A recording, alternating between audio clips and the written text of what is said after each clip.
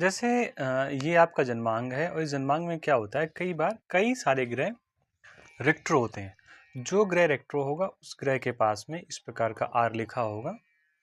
रेक्ट्रो को ही एक दूसरी भाषा में वक्री बोलते हैं।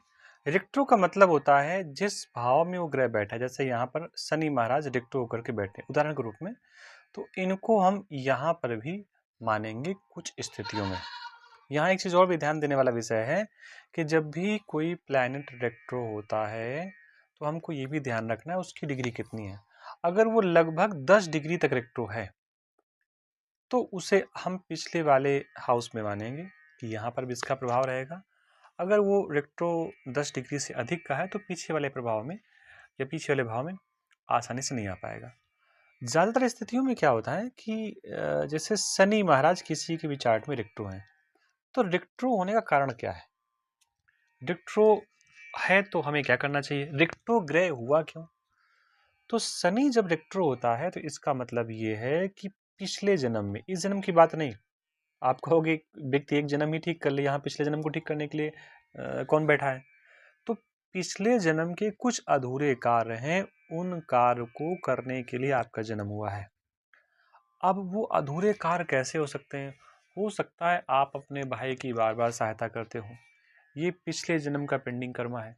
कुल मिला करके जब आपका शनि रेक्ट्रो होता है तो एक काम को करने के लिए आपको कई बार चांस मिलता है, मौका मिलता है, और उस मौके का आपको फायदा उठाना चाहिए ताकि ग्रह आपके गड़बड़ ना हो। जब आपका शनि महाराज रेक्ट्रो होंगे तो कई बार आप कोई काम करने में गलतियां करेंगे और उन गलतियों का परिणाम कि शनि महाराज आपको जो देना चाहते हैं वो आपको दे नहीं पा रहे हैं या देंगे नहीं, क्योंकि आप बार बार गलती कर रहे हैं। तो शनि अगर आपके जन्म कुंडली पर रेट्रो है तो पहला नियम, आपको एक कार्य को करने के लिए कई चांस मिलेंगे। दूसरा नियम, आप प्रयास करें कि आपको बार बार चांस ना मिले, आप पहले चांस में ही उस कार्य को अच्छे से पूरा कर लें। अब दूसरा नंबर आते हैं जुपिटर। जुपिटर भी कई बार रेट्रो होता है। तो जुपिटर क्या होता है? एक सोशल प्लैनेट है और ये एक पब्लिक एक्टिविटी वाला प्लैनेट है जुपिटर। जुपिटर का मतलब गुरु, और गुरु लगभग सबसे जुड़ा रहता है, बिना गुरु के किसी का जीवन चल नहीं पाता है। तो ऐसी स्थिति में अगर किसी भी व्यक्ति का जो जुपिटर प्लैनेट है, गुरु प्लैनेट है, अगर वो वक्री है, रेट्रो है, तो ऐसे व्यक्ति को सोशल कार्य करने ही चाहिए। सोशल एक्टिविटी से उसे जुड़ना ही चाहिए। अगर वो ऐसा करता है तो उसकी उन्नति आसानी से होती है। अच्छा, गुरु अगर रेट्रो है तो ऐसे व्यक्ति को अपने जन्म स्थान, जो उसका जन्म स्थान है, उस जन्म स्थान को छोड़ करके वो दूर चला जाए तो इसका परिणाम क्या होगा? वहाँ पर इसको सक्सेस मिल जाएगी। तो गुरु अगर वक्री है तो आपको अपने जन्म स्थान को छोड़ करके जाना है, ऐसा मान करके चलिए, अपने कार्य को आगे बढ़ाने के लिए। अगर कोई व्यक्ति ऐसा है जिसका मंगल प्लैनेट वक्री है, मंगल रेट्रो है, तो इस व्यक्ति को अपने भाई की सहायता बार बार करनी चाहिए, ब्रदर की सहायता बार बार करनी चाहिए। जो उसका भाई है उससे अच्छे रिलेशन बना करके रखना चाहिए, क्योंकि मंगल रेट्रो है। और मंगल के शुभ फल अगर आपको चाहिए तो आपको इतना ध्यान रखना होगा कि अपने ब्रदर से, अपने भाई से आप एक अच्छे रिलेशन बना करके रखें। और आप अगर व्यापार करना चाहते हैं तो आप प्रॉपर्टी का ही व्यापार कर सकते हैं। अगर किसी जातिका के चार्ट पे मंगल वक्री है तो उस फीमेल जातिका को अपने हस्बैंड से अच्छे रिलेशन बना के रखने चाहिए मंगल के सुप्रभाव पाने के लिए। अब वो फीमेल है तो फीमेल के लिए जो मंगल होगा वो उनका हस्बैंड होगा। तो अगर आप अपने हस्बैंड से अच्छे रिलेशन रखेंगे तो उसका परिणाम क्या होगा कि हस्बैंड की उन्नति होगी, वो प्रोग्रेस करेगा, वो जिस काम में लगा होगा उस काम में उन्नति होगी। और पति की उन्नति पत्नी की उन्नति होती है, पत्नी की उन्नति पति की उन्नति होती है। तो इस प्रकार आपको ध्यान रखना है। अगर किसी कोई चार्ट ऐसा है जिस चार्ट में आपका वीनस यानी कि शुक्र अगर रेट्रो है तो इसका मतलब है पिछले जन्म में आपने अपनी पत्नी, अपनी बहन, अपने माता और आपके घर के जो फीमेल हैं उनके जो एहसान है वो बाकी हैं।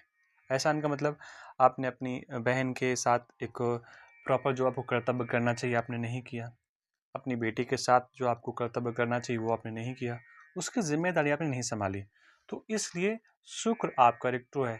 तो ऐसी स्थिति में अगर आप घर में बहन हैं, बेटी हैं, माता हैं, जो भी आपके नज़दीक पे हैं, आप उनकी जिम्मेदारी लीजिए।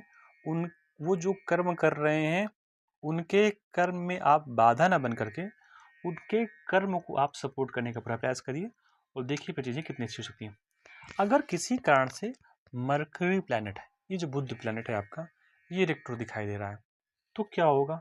फिर आपको क्या करना चाहिए? आप अपनी जो एजुकेशन है इसको कंटिन्यू रखें, पढ़ाई अपनी आप कंटिन्यू रखें। आप भले ही किसी भी क्वालिटी पे मतलब किसी भी कार्य पे आप हैं, आप लेबरर भी हैं, अगर किसी कारण से आप कंपनी में लेबरर से लेकर सीईओ तक हैं और आपको आपके अनुसार सफलता नहीं मिल रही, जितना आपको सफल होना चाहिए उतनी सफलता आपको प्राप्त नहीं हो रही, तो क्या करना है आपको? आपको अपनी एजुकेशन शुरू करनी है। नहीं, अगर आप कोई डिग्री वाला एजुकेशन पढ़ रहे हैं तो भी कुछ न कुछ लर्निंग, कुछ न कुछ नई चीज़ें आप पढ़ते रहिए। उसका परिणाम क्या होगा? आपका जो बुध प्लैनेट नकारात्मक है या उसके नेगेटिव परिणाम आपको मिल रहे हैं या वो रेट्रो है, तो उसका शुभ परिणाम आपको मिलना प्रारंभ हो जाएगा। आगे बात करते हैं। शनि की मैंने बात आपसे कर ही ली। और अगर किसी जन्मपत्री में शनि और मंगल ये दोनों प्लैनेट रेट्रो हैं, तब तो भैया आप ये मान करके चलिए जीवन में ऑब्स्ट्रक्शन बार बार आएंगे। आप किसी कार्य को करने के लिए जाएंगे, आपका कार्य पूरा नहीं होगा। उसका कारण कुछ और नहीं है, जब दोनों प्लैनेट रेट्रो है, शनि भी रेट्रो है, मंगल भी रेट्रो है, और दोनों, हाँ, ये नियम तब लागू होगा जब शनि और मंगल दोनों एक साथ बैठे हों या दोनों के बीच में 1, 5, 9 की स्थिति क्रिएट हो, तब ये नियम आपका लागू हो सकता है या लागू होता है। तो शनि और मंगल अगर एक साथ रेट्रो हो तो जीवन में बहुत सारे ऑब्स्ट्रक्शन आते हैं। आप एफर्ट करिए और आप आगे बढ़ेंगे, इसमें संदेह नहीं है, लेकिन ऑब्स्ट्रक्शन आपकी लाइफ में बार बार आएंगे। तो आज के वीडियो में इतना ही। फिर नई जानकारी के साथ आपसे जुड़ते हैं, तब तक आप चैनल पर बने रहिए। कोई क्वेरी हो आप पूछ सकते हैं।